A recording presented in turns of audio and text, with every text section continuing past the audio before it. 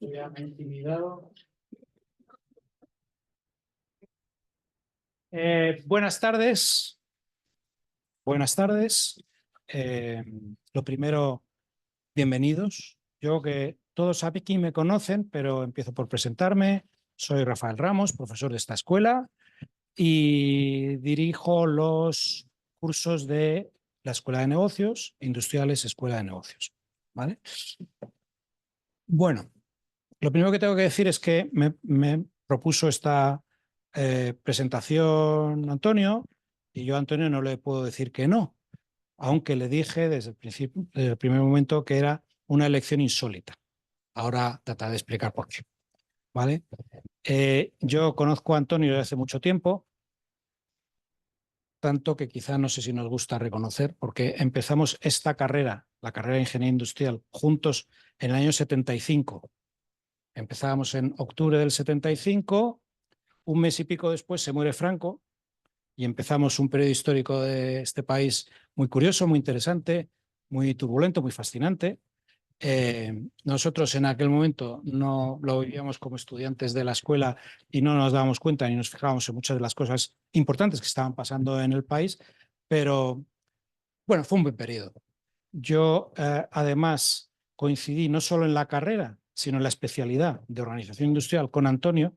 Teníamos que escoger nuestra especialidad en cuarto y escogimos los dos organización industrial. ¿Vale?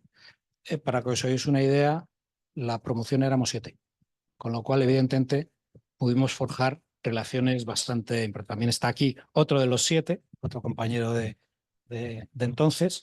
Eh, y, y bueno, pues en esa época, no pudiendo ser más distintos Antonio y yo, y no me refiero solo a la estatura, ¿vale? Pues forjamos una buena relación.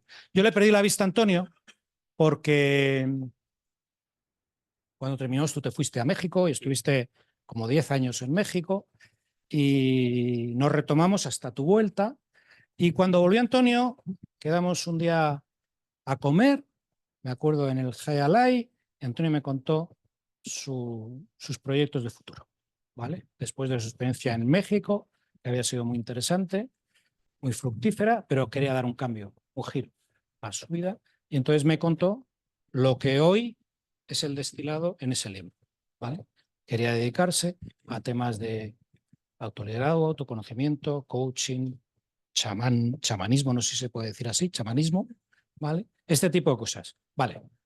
¿Por qué decía antes que era una elección muy insólita? Porque yo le dejé muy claro desde el primer momento que a mí eso, mi escepticismo era digno de mejor causa, ¿vale? Pero era muy grande. A ver, yo soy una persona ya mayor que he crecido en otra época, en otro país, ¿vale? En donde esto de hablar de tus problemas, de tus necesidades, de tus debilidades, de tus interioridades, con otros, pues no se llevaba nada, no se llevaba nada. Y bueno, pues le dije que le deseaba toda la suerte del mundo en esta nueva singladura, pero que yo en eso pues no le podía decir más, porque no tenía ningún. Lo que pasa es que yo luego, a lo largo de los años, he tenido mucha actividad fuera de la escuela, en empresas grandes y pequeñas, he dirigido equipos y me ha tocado aprender en la práctica. Y bueno, con el tiempo, ¿qué es lo que me di cuenta? Lo que me di cuenta es que al final todo es liderar y gestionar personas. Tú puedes tener las mejores ideas y diseñar una estrategia de esa que hablaremos con alguno de vosotros en clase, una magnífica estrategia que es algo abstracto que está en tu cabeza, pero en un momento tiene que salir de tu cabeza y tienes que comunicársela a personas, tienes que motivar a las personas, tienes que alinear a las personas, tienes que compensar a las personas, tienes que liderar. En definitiva, todo eso se resume en liderar a las personas. ¿Vale? Y bueno, pues a las duras lo fui aprendiendo. Y con los años empecé a darme cuenta de que eso que me contaba Antonio, pues que era de verdad lo importante. Era de verdad lo importante. Y que yo no voy a decir que lo despreciara en su momento, pero no le di la importancia que realmente tenía. Y eso lo terminé comprendiendo a posteriori. Tanto que, bueno, aunque habíamos seguido manteniendo la relación cuando ya Antonio estaba aquí, en esta nueva vida, ¿vale? Pues en un momento determinado a mí me piden que me ocupe de los títulos del Industrial Escuela de Negocios, del MBA, del IMIN, de otra serie de títulos que tenemos y tal. Me piden que me ocupe de eso, ¿no? Y yo digo, bueno, me ocupo con una condición. Bueno, eran más, pero bueno, aquí solo voy a decir una. Me dejáis que lo rediseñe desde cero. Vale, fueron tan irresponsables en la dirección que me dijeron que vale, que hiciera lo que quisiera. ¿Vale? Y ahí en ese rediseño, yo con todo este conocimiento que había ido acumulando y esto que me había ido dando cuenta en la vida real, pues decidí llamar a Antonio y decir, oye, vamos a montar un MBA nuevo. En este MBA vamos a hacer una cosa insólita en esta escuela, que es que vamos a crear un módulo importante, de hecho, algunos años ha sido el más importante de todos, ¿vale? El número de horas, muy importante, que se va a llamar talento y liderazgo ejecutivo. Bueno, barajamos varios nombres, al final se quedó este, talento y liderazgo ejecutivo, que, bueno, pues era una cosa que no se había hecho nunca, y que yo le pedí a Antonio que lo diseñara y trabajara sobre él, hiciera unos programas, buscara con quién más quería ocuparse de todas esas horas que nada, y arrancamos. Es decir, que me bajé de mi torre de marfil. Realmente, esto realmente es muy importante y en el MBA que vamos a lanzar, a esto le vamos a dar la importancia que merece. Llevamos ya más de 10 años, esta Elena os ha ido, lo que llevamos más de 10 años con el MBA y debo decir que en estos 10 años ese módulo es el módulo que más éxito tiene del máster, de forma consistente. Es decir, que acertamos. Yo estaba equivocado, supe rectificar y cuando rectifiqué, acerté. ¿Vale? Y ahora estoy muy orgulloso de ese módulo, de ese esfuerzo que hemos hecho por integrar esto en el máster y la verdad es que Antonio lo lleva fantásticamente y es uno de nuestros mascarones de prueba del máster, ¿vale? Por eso os he dicho a algunos que estabais en clase conmigo que yo me iba a esto y que os vinierais conmigo, que lo que va a decir Antonio y Marta seguramente os va a interesar mucho o escucharlo, ¿vale? Luego, lo que cuenta aquí os lo va a contar Antonio en clase, ¿vale? Parte de lo que está aquí. Bueno, yo no me extiendo mucho más. El libro yo me lo he leído en diagonal, debo reconocerlo. Pienso que este libro lo mejor es empezar por el final y leerse la aventura esta de Mario en el Camino de Santiago y luego ya, si te interesa y tal, vas para la parte del principio que es más técnica y más de las herramientas y tal, y entonces ya ahí te ilustras y profundizas y tal. Yo lo leería así este libro una vez que lo he hecho un repaso, ¿no? Y nada, pues yo os paso la palabra. Marta es la editora de Antonio de Colima Books, ¿no? Sí. Y somos vecinos, no sé si te han dicho, ¿vale? No, no. Yo vivo justo al lado, Cuando quieras. justo al lado de Covarrubias, ¿eh? Estupendo. Y nada, pues. Muchas gracias. Gracias, Rafa. Gracias. Bueno, pues muy buenas tardes. Efectivamente, soy la editora, soy la directora de Editorial Colima. La verdad es que me encanta estar aquí, es un lujo, me ha encantado, no conocía vuestro edificio, tenéis una sede preciosa y es verdad que tengo un particular cariño a vuestro colectivo porque yo he sido profesora muchísimos años en la BOI, en varios MBAs a ingenieros industriales por toda España, muchos años. Soy de familia de camineros, de ingenieros de caminos, y entonces me identifico bastante con vuestra causa. Y comparto la reflexión de Rafa acerca de que el conocimiento técnico es muy importante. Yo siempre he dicho, cuando la gente es inteligente se pueden hacer cosas, pero al final, yo que vengo de otra vida, de banca de inversión y otras historias, yo soy ahora, como veis, editora. Llevo con este proyecto desde el 2000, no, 2000 años, no, desde el 2010. 14 años ahora publicando, ya tenemos 400 libros publicados, son siempre libros con valores, pero la idea es precisamente, vamos avanzando en la vida y nos vamos dando cuenta de lo que importa.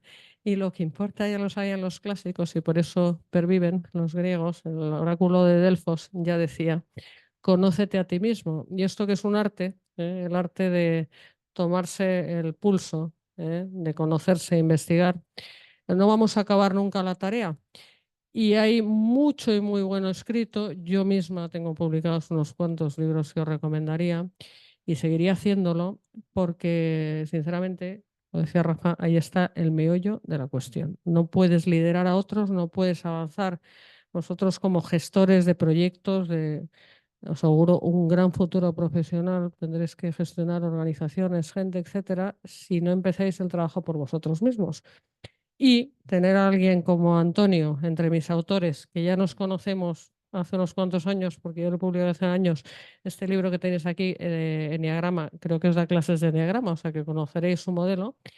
Pero os voy a decir una aportación personal, porque su currículum y todo eso lo podéis leer en el libro y ya lo conocéis de sobra, como profesor que es vuestro. A mí lo que me gusta de Antonio es que Antonio es un buscador de la verdad, es un aventurero. Y cuando uno es aventurero se mete en sitios, y cuando digo en sitios, en todos los sentidos, geográficos y no geográficos, en disciplinas donde no todo el mundo está dispuesto a aventurarse. Y eso es absolutamente imprescindible para que el que de verdad busca encontrar algo sustancioso. Luego habrá que descartar porque habrá un montón de cosas que no sirvan. Pero esto Antonio lo ha hecho. Esa curiosidad que él tiene, como es inteligente, pues va descartando lo que no vale y se va quedando con lo esencial. Y ya como aquí vamos acumulando todos años, a ti se te nota porque no te tiñes el pelo y yo sí, pero nos vamos haciendo mayores. Es todo ese conocimiento, la verdad, que son décadas. Yo llevo 35 años currando, o sea, y tú también. Pues ya llevamos bastantes años. Todo ese conocimiento unido, ese bagaje experiencial al conocimiento acumulado como buscador incansable, a mí me parece, o sea, por eso me fascinan los libros y me he hecho editora. En estas páginas, que no recuerdo cuántas son, pero así, ojo, 300 o 300 y pico. O sea, es un libro, vamos, mediano para mí, ¿vale? O sea, todo eso destilado, es decir, toda la vida profesional, personal, en modo de voy a hacer este esfuerzo, porque esto es un esfuerzo, escribirlo. Y para todos los que acompañamos a Antonio también. ¿Pero por qué lo hacemos? Porque él, yo siempre tengo esta visión, o sea, un escritor lo que quiere es no quedarse, no puede quedarse con lo que ha aprendido, sino lo que quiere es compartirlo para que otros, como vosotros, lo aprovechéis. Lo aprovechéis en la medida de lo posible. Y aquí os digo, hay mucha sabiduría, es un libro muy articulado, o sea, súper interesante, muy articulado en el sentido de que como la mente lógica de los ingenieros vale para organizar bien los conceptos y que el libro se entienda y sea fácil de adquirir todo lo que hay en él. Y luego tiene este punto frente a otros libros de coaching, que a mí me parece que sube el nivel y por eso me gustó desde el principio la propuesta de Antonio.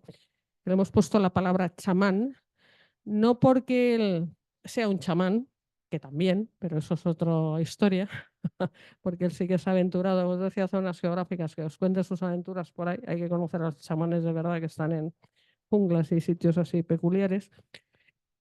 Pero tiene un punto de profundidad donde cuando tú vas arañando la verdad, la búsqueda de la verdad, empiezas por las técnicas y vas rascando hasta que te encuentras con lo más profundo de uno que lo vamos a llamar el ser, ¿vale? Y eso no todo el mundo se atreve a mirar ahí, ni quiere ni se atreve.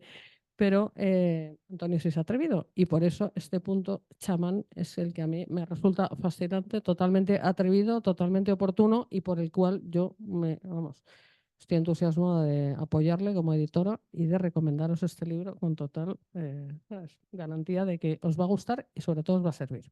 Bueno, ya he hablado demasiado. Te dejo a ti que eres el protagonista. Muchas gracias, Marta, por tus palabras. Me has dado buena entrada. Y gracias, Rafa, por tus palabras también. Ya lo habéis dicho todo, ya me queda poco que decir, pero bueno, al hilo de lo que tú has dicho, lo que dice el famoso oráculo de Delfos no solamente es conócete a ti mismo, sino dice conócete a ti mismo en tu justa medida, que es una frase muy interesante, ¿no? No solamente conócete, sino conócete en tu justa medida. Y eso es muy interesante porque nos marca los límites y cuando conocemos los límites conocemos las potencialidades, que es una de las cosas que a mí siempre me ha fascinado, ¿no? Ver hasta dónde puedes llegar y cómo ir más allá.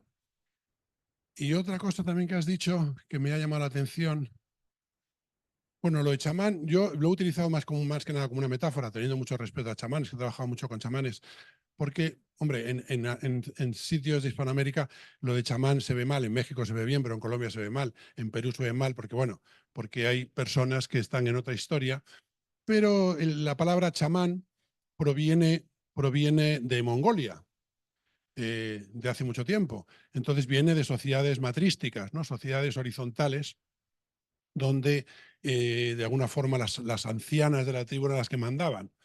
Sociedades no patriarcales sino matriarcales. Y de alguna forma los chamanes eran todas mujeres y eran las personas que estaban un poquito a cargo de la salud de la tribu, de cuando había que irse o cuando sí podía haber nacimientos, no podía haber nacimientos, y eran también los que estaban de alguna forma en contacto con la parte divina, ¿no? La parte de la divinidad, como con otra existencia. Y de ahí un poco rescaté también la palabra chamán en el primer libro que escribí, del coach como chamán, porque decía que el chamán tenía que ser, o sea, el coach tenía que ser un poco eso, que no tenía que estar al servicio de los recursos y al servicio de la productividad solamente, sino que tenía también que estar al servicio de las personas y al servicio de la comunidad. Y eso hoy en día se hace más evidente que nunca, ¿no? Que se habla mucho de sostenibilidad y se habla mucho de muchas cosas alrededor de eso. Y ahí hago hincapié en el tema de chamán, porque muchas veces en las organizaciones nos piden, voy a dejar de moverme porque si no hay el ruido, nos piden como mucha productividad, mucho rendimiento, mucho enfoque en beneficios, mucho enfoque en añadir valor al accionista, y al final, ¿y qué pasa con las otras patas? ¿No? ¿Qué pasa? Entonces, para mí, por eso decía que un coach, como decía Marta, intento ir más allá, es la persona que no solamente trabaja con un ejecutivo en que alcance sus objetivos y que sea más, que gane más y más para la empresa, sino que también tiene que velar por otras cosas, ¿no? Por una sostenibilidad, tiene que velar por la sociedad, tiene que velar por otros valores que son emergentes hoy en día y que son muy importantes.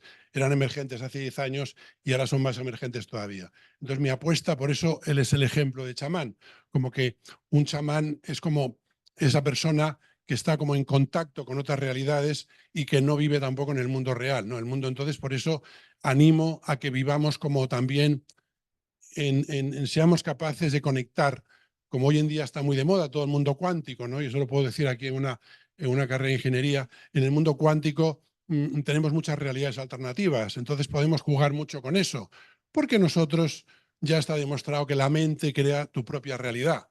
Y eso se habla cuántico, se habla en todas las religiones, se ha manejado. Que unos dicen que hay que rezar, otros dicen que hay que invocar, otros dicen que hay... Pero en el fondo todo tiene que ver con el poder de la mente. Entonces, tú puedes construir tu propia realidad desde dentro. O sea, tú puedes construir lo que quieres para ti y lo que quieres para tu gente a tu alrededor. Y eso es un poquito de lo que va este libro, ¿no? Es como que este libro es un poco mi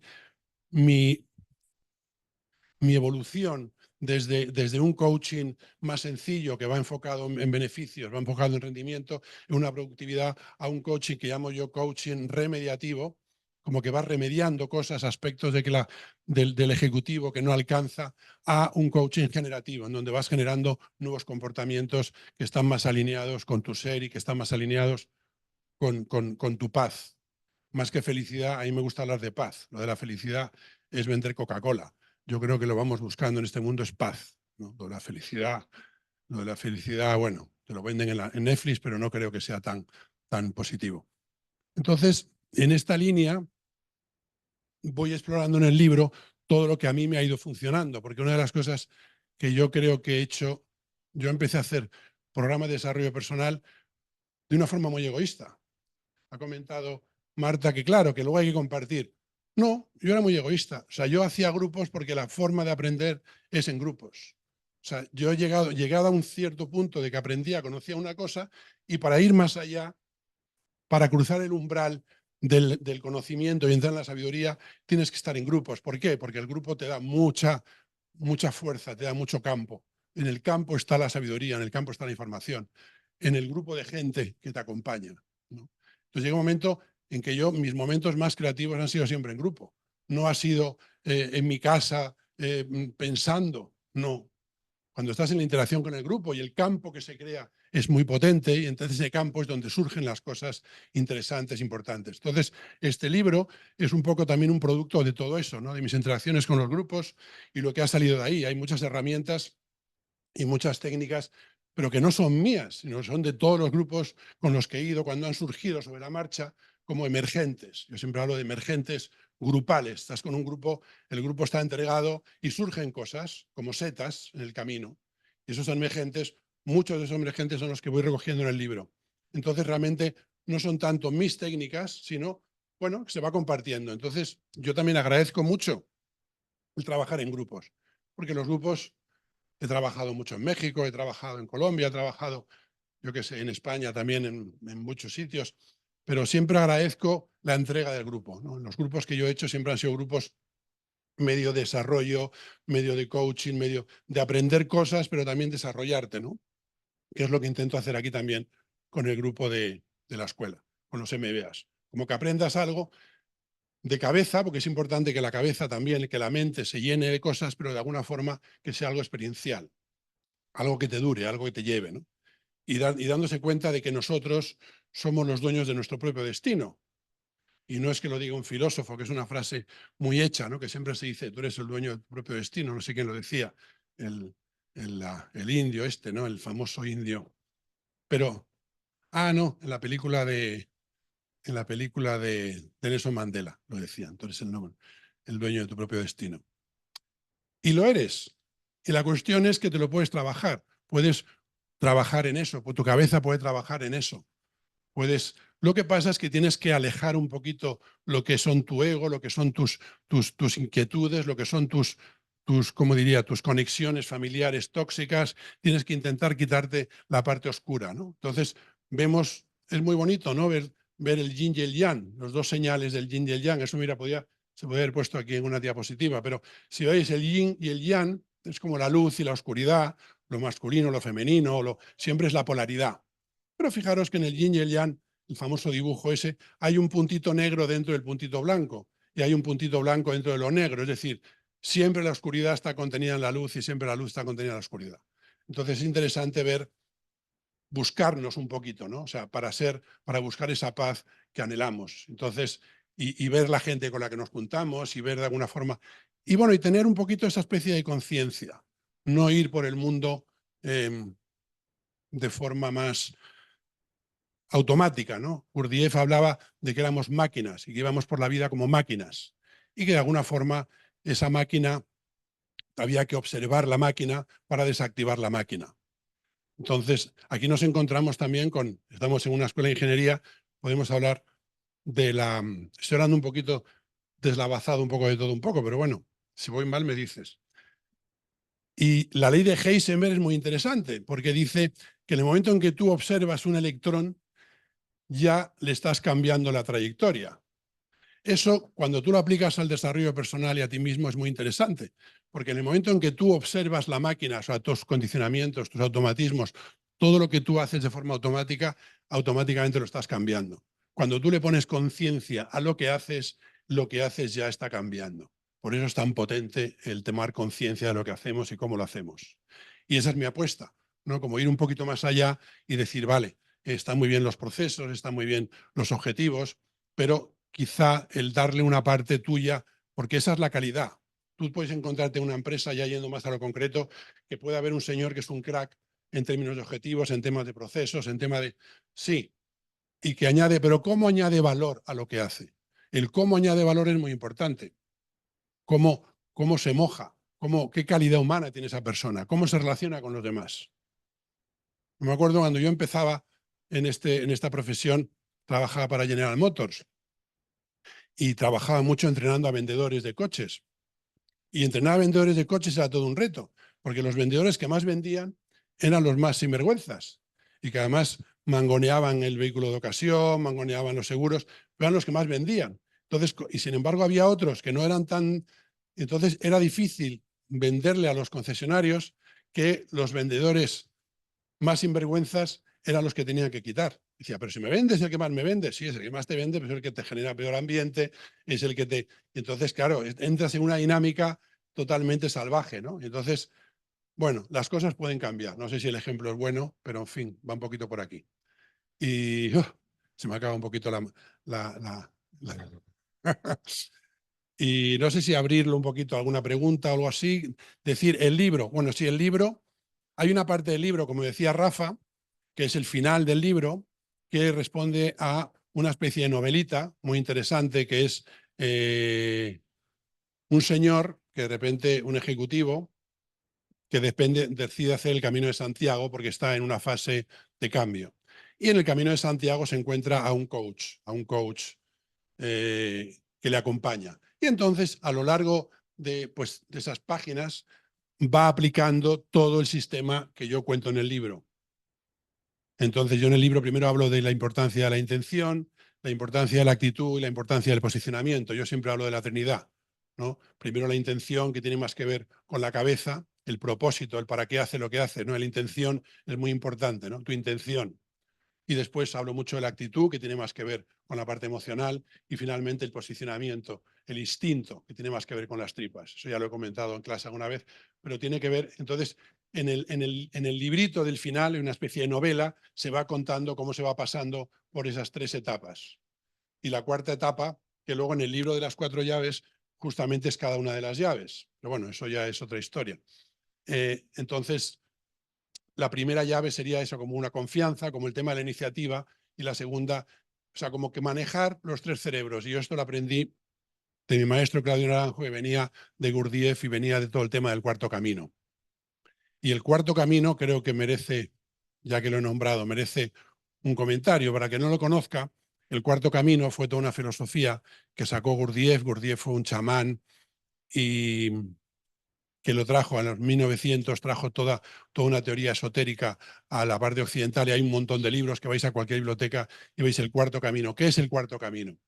El cuarto camino es una forma de iluminación en donde decía Gurdjieff, dice, a ver, tenemos 3 tipos de caminos de iluminación en el mundo. Tenemos la iluminación del gurú, la iluminación que es a través de la cabeza, a través de la sabiduría. Luego tenemos el camino del monje, que es el camino cristiano, que es a través del corazón, a través del amor compasivo. Y finalmente tenemos el camino del fakir, que es a través del cuerpo, de controlar el cuerpo. Por eso se podían poner en esas camas todas llenas de clavos. Entonces decía Gurdjieff, hay 3 formas, de alguna forma, de iluminarse: a través de la cabeza, la sabiduría, a través del corazón o a través del cuerpo, a través del instinto. Y Gurdjieff lo que venía a decir, que había un cuarto camino, que era manejar de forma simultánea esas 3 áreas. Y de ahí he bebido yo. De alguna forma, el cuarto camino está imbuido en todas las páginas de los 2 libros míos y en todo lo escrito, porque es lo que he aprendido, ¿no? Entonces, por eso hablo siempre de la importancia de trabajarse la cabeza, de trabajarse la parte emocional y también trabajarse el instinto. Entonces, bueno, yo creo que viene bastante a colación hablar de la famosa metáfora, que la tenéis si vais a mi blog, en mi blog aparece este texto. Gurdjieff, en su libro Historias de Belcebú a su nieto, cuenta una metáfora muy simpática, que viene mucho, yo creo que tiene sentido decirla ahora, porque si no, no hubiera contado la anterior. Y él decía que el ser humano era como un carruaje,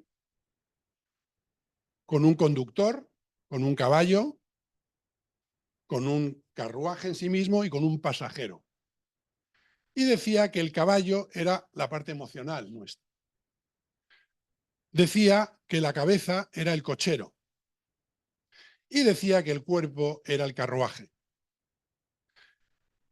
Y que el pasajero era el ser. Y entonces Gurdjieff decía, claro, dice, el ser humano en Occidente, normalmente el cochero se dedica a ir de taberna en taberna, emborrachándose y queriendo seducir a las taberneras, mientras deja el caballo sucio y mal alimentado, ni siquiera le da de comer, lo deja ahí que no lo mete ni en la cuadra, y el carruaje lo tiene pintado por fuera para que parezca muy bonito, pero por dentro es muy incómodo. Y entonces, una frase de Gurdjieff decía, se queda el pasajero a merced de las velidades del cochero. Entonces, el cuarto camino lo que te viene a decir es que si tú trabajas cuidando el caballo, tú trabajas poniéndole límites a las ansias del cochero, y el carruaje, en lugar de preocuparte tanto por pintarlo por fuera, lo acomodas de forma cómoda por dentro, No vale tanto ir al gimnasio para estar guapo y estar guapa, sino a lo mejor en comer saludable y estar saludable. Y también atender tus necesidades, que es el caballo. Y de alguna forma entonces conviertes que el pasajero se convierte en el que dirige el carruaje. Porque el carruaje habitualmente nos lo dirige el cochero y no nos va bien.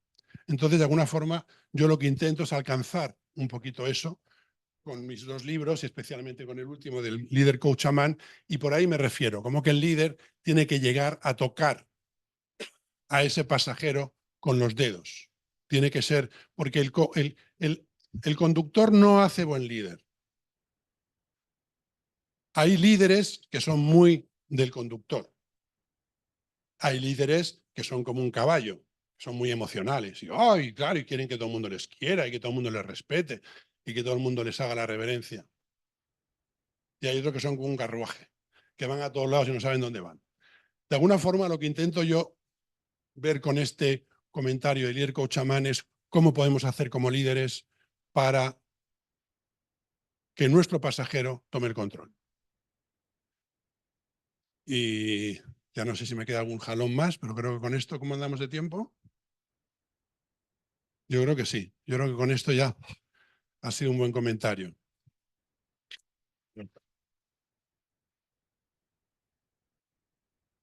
Y bueno, para cerrar, aquí Marta ha traído mi anterior libro, que es el de las 4 llaves, que es más enneagrama, y luego el de líder coach chamán es un poco, pues, es un poco una evolución por todas lo que yo he trabajado de lo que es un coaching remediativo, un coaching generativo, lo que es el tema sistémico, constelaciones, y está un poquito pero todo luego aplicado en la novelita del final, que se explica muy bien. Vale, entonces, ahora sí, abierto a cualquier pregunta, a cualquier comentario. Antonio, soy el dueño de mi destino, soy el capitán de mi ave. Exacto, esa es la que no me salía. Muchas gracias. Esa es la que no me salía. El famoso poema de esa es. Invictus, esa es. Gracias, que no me salió, pero exactamente es ese. Sí. Por favor, sí.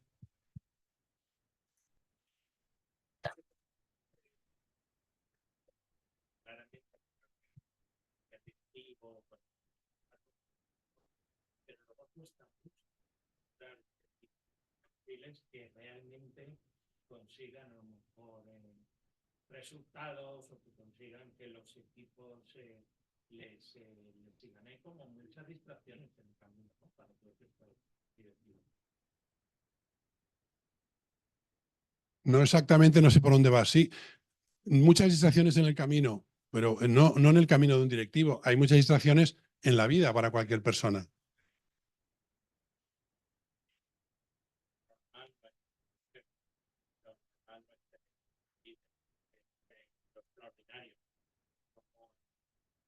Y es cierto que el tema del coaching y liderazgo está muy desarrollado por gente muy experta, tú que habrás experimentado decenas de casos en empresas, pero lo normal, yo no sé si es un espíritu de queja generalizado, es no hablar bien de tu jefe.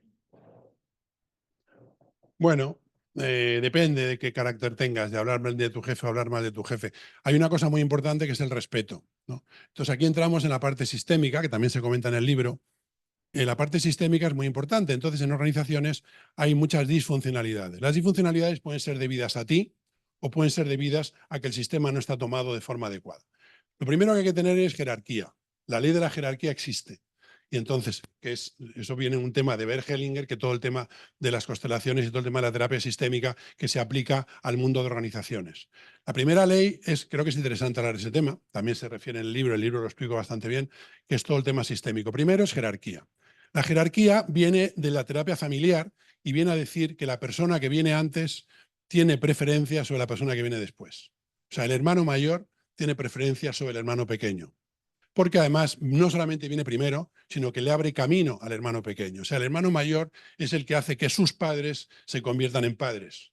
Y luego el hermano pequeño tiene que mirar con respeto al hermano mayor. Es una de las leyes de la jerarquía de la terapia familiar sistémica. Y cuando el hermano mayor nota esa mirada de respeto, es capaz de mirar al hermano pequeño con cariño y con ternura.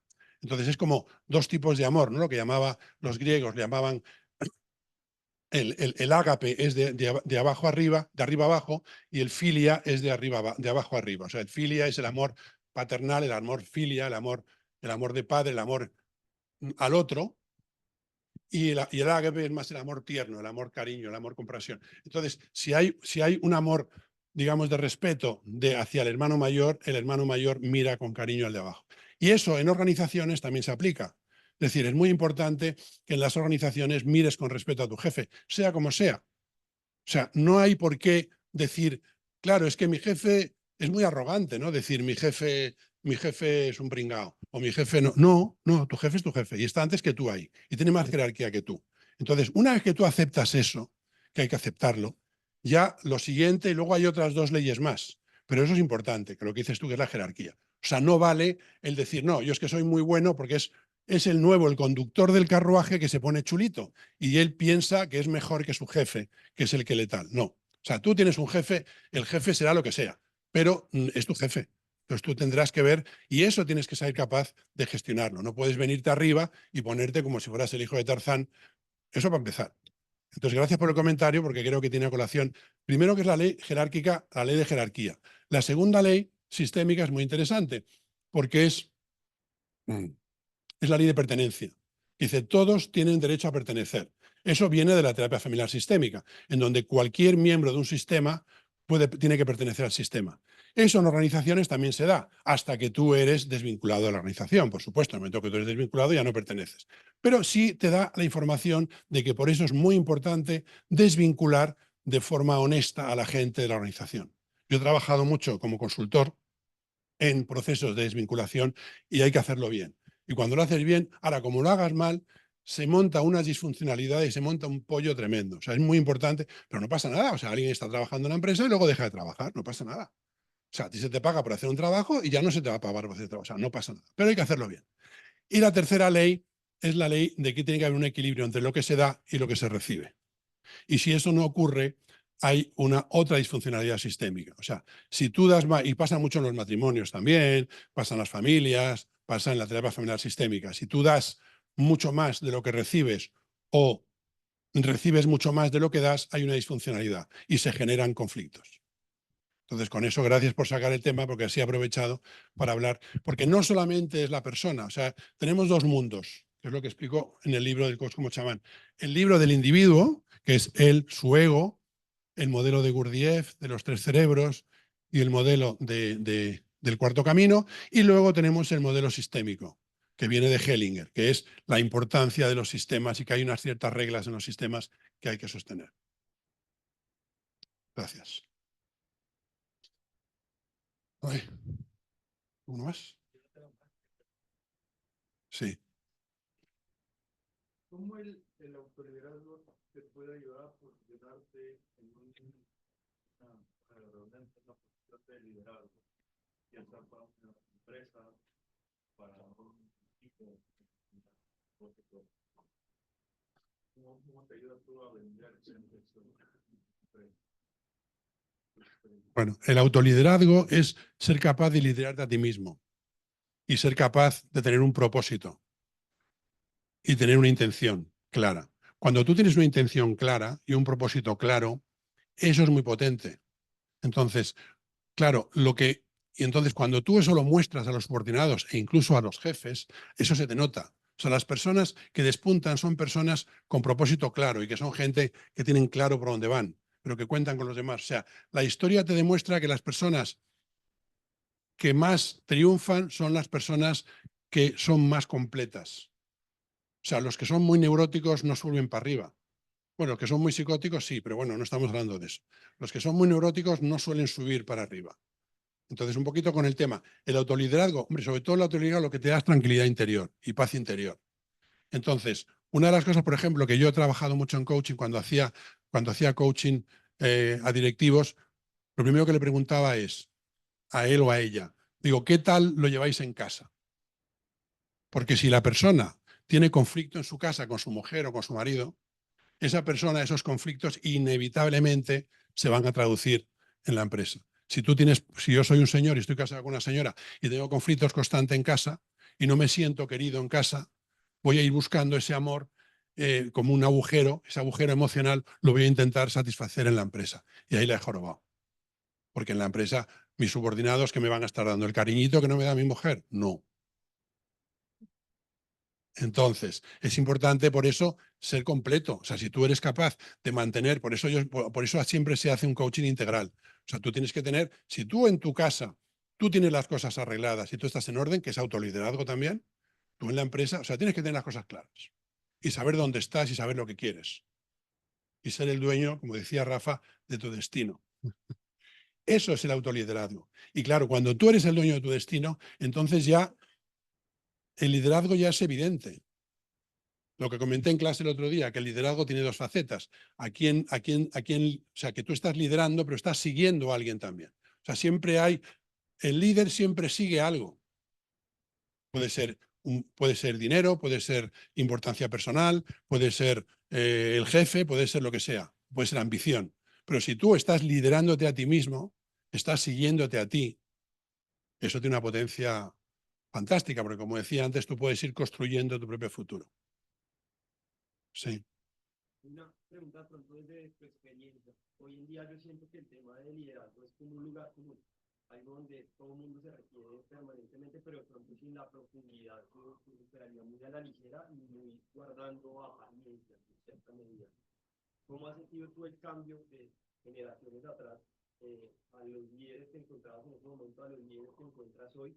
Y si de verdad ha habido como un cambio en esa tendencia, o si sí existe como esa tendencia también un poco superficial hoy en día, yo hago esto, o yo estoy en esto, pero realmente en el fondo no hay un interés. Pues, ¿cómo ha sido ese cambio a través de los años específicamente en el ambiente corporativo? Es que en el ambiente corporativo de nuestra época ya había esa diferenciación. O sea, en mi época, cuando éramos más jóvenes, siempre se hablaba de gestión y se hablaba de liderazgo. Y decían, una cosa es gestión y otra cosa es liderar. Entonces te decían, no, o sea, dice, ¿el líder se hace? O sea, ¿el líder nace? No, el líder no nace, el líder se hace, siempre, mi criterio. Ahora, la gestión es la gestión, o sea, tú puedes ser muy buen gestor y puedes gestionar muy bien los recursos, puedes gestionar muy bien la empresa, pero a lo mejor no eres un líder y no pasa nada. O sea, no hay tantos líderes, lo que pasa es que estamos en una etapa de la historia en donde todo se tergiversa y todo el mundo utiliza las palabras, pero que las prostituye mucho las palabras. Entonces, hoy en día sale el liderazgo, pero es gestión. Entonces, hay gente que son muy buenos en la gestión, son espectacularmente buenos. Y chapó, pues bueno, si yo lo que quiero es un gestor, es un gestor. Y hoy en día lo que pasa es que las empresas cada vez son más grandes y entonces se van buscando gestores, no líderes. Eso también es verdad. Entonces, bueno, claro, yo quiero un gestor, yo no quiero un tío que vaya a su aire, yo quiero un tipo que me rinda cuentas y que haga lo que yo quiero, lo que forma de la que yo quiero. Entonces, también eso es cierto, que dependiendo de dónde te vas a meter, dónde vas a trabajar, pues a lo mejor están buscando un gestor muy eficiente, pero o sea, muy eficaz, pero no tan eficiente. Una cosa es eficaz y otra cosa es eficiente.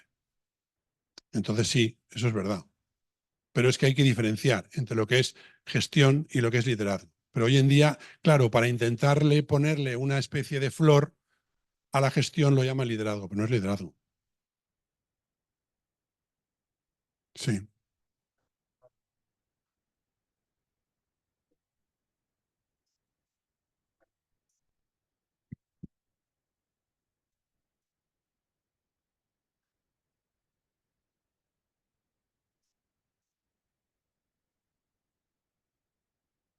No.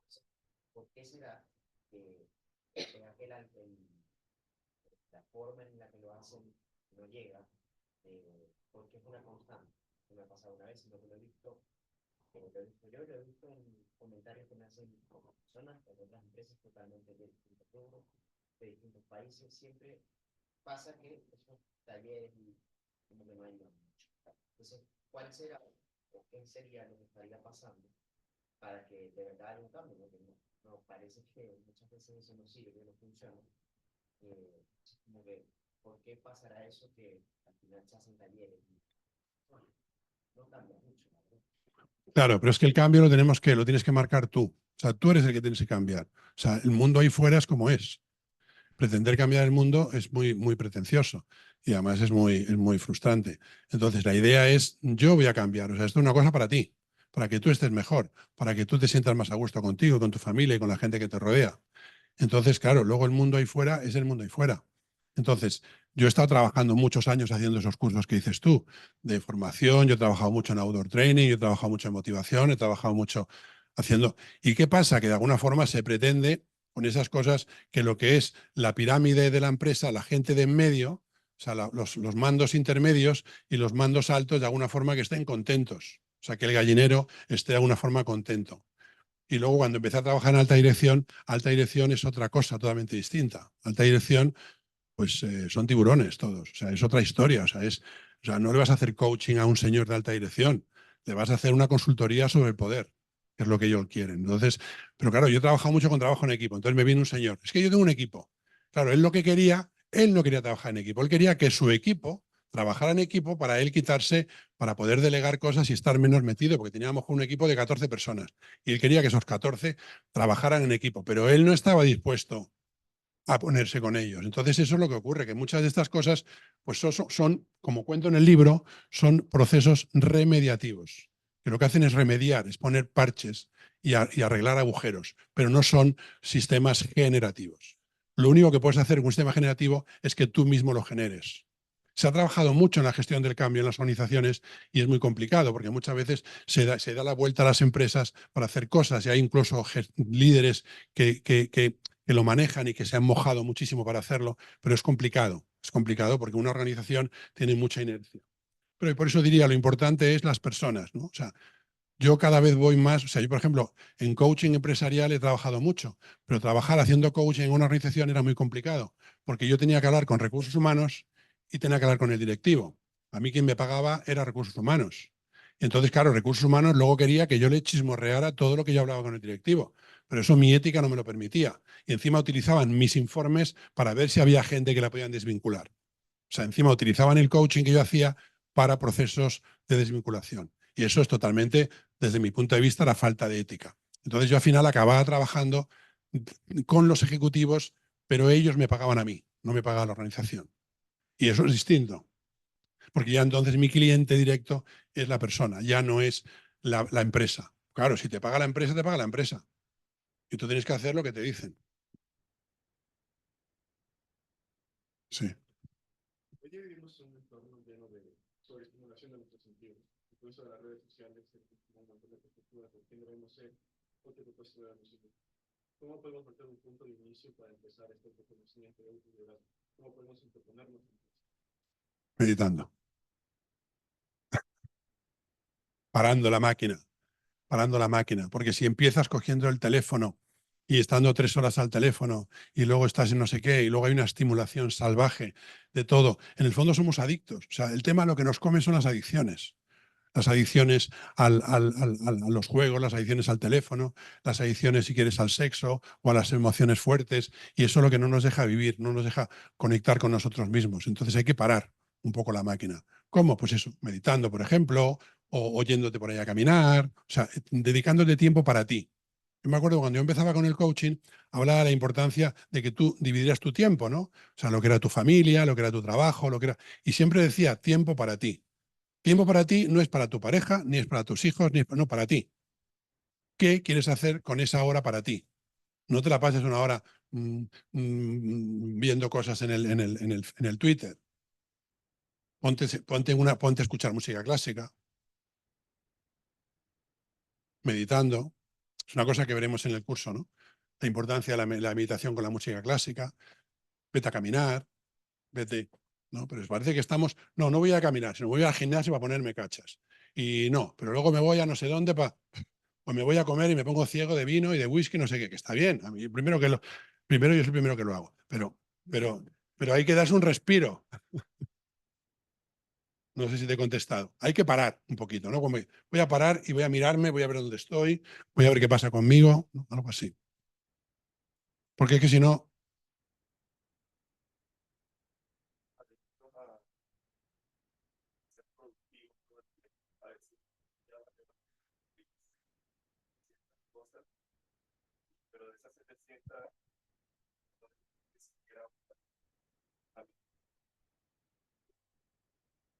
Hay una cosa que siempre se hacía en mi época, yo no sé si ahora se usa, que es el famosa pirámide, el famosa matriz de urgente e importante.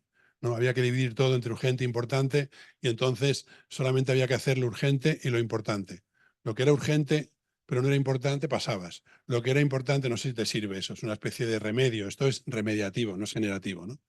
Pero estamos con 200.000 cosas. Entonces llega un momento, claro, si te dicen que tienes que hacer chorradas, pues tienes que hacer chorradas. Pero por eso es importante organizarse, tener la cabeza, ser una persona de proceso. Estáis en una escuela de ingeniería, que aquí lo que se trabajan son procesos, que es una de las cosas que ha dicho Marta, que yo creo que es uno de mis puntos buenos, de que yo soy muy de proceso. Si no fuera por la carrera de ingeniería sería un caos absoluto. Pero entonces, eso es interesante, tener tu proceso y tener tus estándares y seguirlos, porque si no todo es un caos. No sé si te he dado alguna información, pero...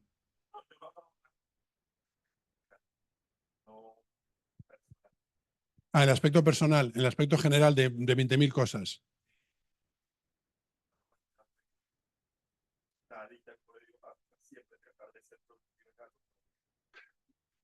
Ah, yo hay una cosa que hago yo, que es que yo siempre digo que yo tengo una mochila y la mochila está llena de cosas. Esto es como que mi hija hace poco hizo el Camino de Santiago y uno de sus grandes descubrimientos es cuando llegó, dijo, "Pues había metido un montón de cosas en la mochila que luego tuve que andar tirando por el camino". Pues claro, cuando tienes que caminar 300, 400 kilómetros y vas con 15 kilos de más, pues no te digo lo que te pasa, pero es una barbaridad.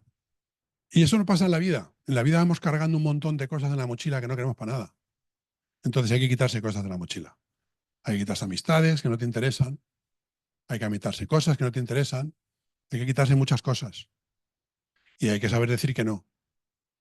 Eso yo ya lo digo ya con mis canas, pero si eso lo aprendes de joven está muy bien. Hay que quitarse cosas. No puedes estar permanentemente haciendo, porque entonces tú te quedas, entonces te mueres mañana. Hay una cosa interesante. Había Covey, hay un libro por ahí de Covey que habla de los 7 hábitos del ejecutivo altamente eficaz, que tiene como 30 años ese libro. Y uno de los ejercicios de Covey, yo me acuerdo que trabajé una vez para una empresa americana muy conocida, y ellos hacían el curso de Covey, los 7 hábitos. Y uno de los ejercicios de Covey era atómico. Era a la gente, le hacían una especie de meditación y lo llevaban al momento de decir, imagínate que con los ojos cerrados, pues imagínate que tú vas al médico y el médico te dice que te quedan 6 meses de vida porque tienes no sé qué enfermedad incurable, no te va a doler, no te va a pasar nada, pero te vas a morir en 6 meses. Y luego te vas a otro médico, te pasa lo mismo, te vas a otro médico, te pasa lo mismo, te vas a otro médico, te pasa lo mismo. Entonces como que te hacen consciente de que en 6 meses te vas a morir. Y dice, bueno, ¿y qué es lo que quisieras escribir en tu lápida? Bueno, pues quisiera escribir no sé qué. Entonces, es lo que decía también Gurdjieff en el Historias de Belzubá su nieto, que lo único que nos puede ayudar es la cercanía con la muerte. Entonces, en ese momento, tú dices, a ver, haz una lista de las 10 cosas que quieres hacer antes de morirte. Entonces tú escribías ahí cosas, ¿no? Como, yo qué sé, abrazar a mi madre, o yo qué sé, o pedirle perdón a mi mujer, o yo qué sé, cosas así que te salían del corazón. Y luego ya hacías una especie de meditación inversa para decirle a la persona que no, que se había equivocado el médico y que eso no le pasaba, pero que esas 10 cosas las tenía que hacer. Lo dejaron de hacer porque la gente se les iba de la empresa. El ejercicio. Es decir, llega un momento, a eso me refiero. Entonces, vamos a centrarnos en lo importante. Tú imagínate que te vas a morir en 6 meses. ¿Cuáles son las 10 cosas que tú harías antes de morirte? Pues hazlas. ¿A qué estás esperando? Es Covey, no es mío, es de Covey. Vale. Un ejercicio que yo he hecho mucho en mis cursos, ¿no? Y es atómico, entonces la gente de repente, claro, ¡ay! Claro, porque de repente además hay gente que llevan peleados a lo mejor 3 años, ¡ay! Pues a mi ex le voy a dar un abrazo porque claro, y no sé qué, además se pone ahí la gente como súper emotiva. Pues qué bien, ¿no? Se reconcilia la gente, las cosas. Muy amoroso todo. Bueno, ¿cómo andamos de tiempo? ¿Eh? Sí. Me he quedado pensando, yo en mi lápida pondría, perdonen que no me levante. Bueno, muchísimas gracias. Y no sé si el profesor Aristides Senra, que es el responsable del MBA, donde da clase Antonio, quiere decir unas palabras para terminar el acto. Sí, muy bien. Pues lo primero yo creo que es de agradecer que personas que tienen tanta experiencia la compartan con nosotros. Y esto es algo que yo ya os voy a ir transmitiendo desde ya mismo. Es decir, un MBA, os lo dije en la presentación, es un modo de complicarse la vida positivamente. Tener gente que tiene 15, 20, 30 años de experiencia son tesoros que en el fondo tenemos que aprovechar. Y eso es algo que además con el propio Rafael lo llevamos hablando un tiempo, también vamos a procedimentar en este MBA para que en el fondo os atreváis, interactuéis e incluso, iba a decir, molestéis, pero no tan así, pero que sí que aprovechéis la cantidad de personas interesantes que vais a conocer y que no solo pasen por el MBA y ya está. Algunos os inspirarán más, otros os inspirarán menos, pero en el fondo vosotros también tenéis que ir trazando vuestro propio camino porque es lo que hablábamos. En unos años vais a ser vosotros esos líderes que van a provocar cambios en la sociedad. Probablemente será en el segundo trimestre, o sea, ya en 2025, que no nos queda tanto, parece que queda, pero no nos queda tanto, cuando tendremos también más procedimentados este tipo de sesiones con un formato también para que participéis más. Yo poco más, agradecer mucho a Antonio que haya querido presentar el libro con nosotros, a la escuela que lo haya pues, acogido y a vosotros que hayáis participado. Eso tiene que quedar claro. Sí, claro. Aquí han traído libros, Marta, si alguno quiere llevárselo, encantado y aprovecho para firmar. Y créeme, y no lo digo por amistad, qué suerte tenéis de tener a Antonio durante una serie de horas en el máster para poder hablar en profundidad de todo esto y autoconoceros y autolideraros. Ojalá me lo hubieran contado a mí. Uy, y a mí. Muy bien. Gracias.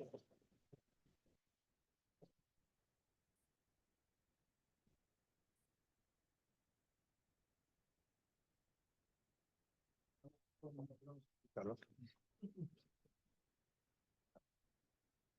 ¿Y esa persona no?